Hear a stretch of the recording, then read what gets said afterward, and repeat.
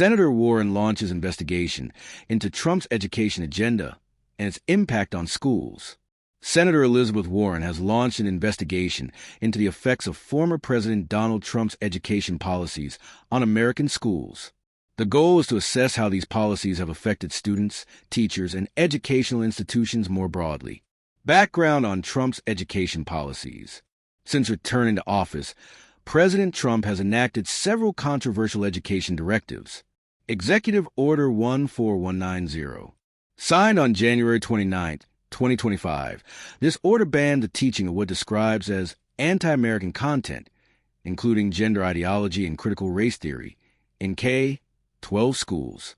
It also authorizes legal action against educators who unlawfully facilitate gender transitions of transgender students, including using preferred names or pronouns.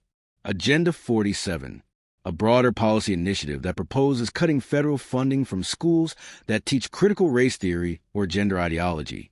It also calls for civil rights investigations into school districts accused of racial discrimination.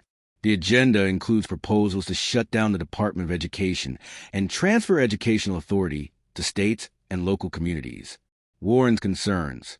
Senator Warren raised serious concerns that these policies may discriminate against students and educators, especially those from LGBTQ+ and minority communities, reduce access to inclusive and quality education, undermine academic freedom and institutional autonomy.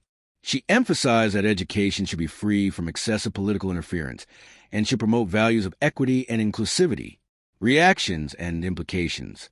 Warren's initiative has gained support from human rights organizations and educators worried about the direction of federal education policy.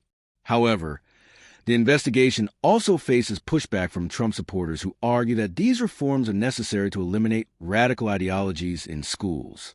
The investigation is expected to increase pressure on the Trump administration to defend its policies and could potentially lead to changes in the administration's approach to education.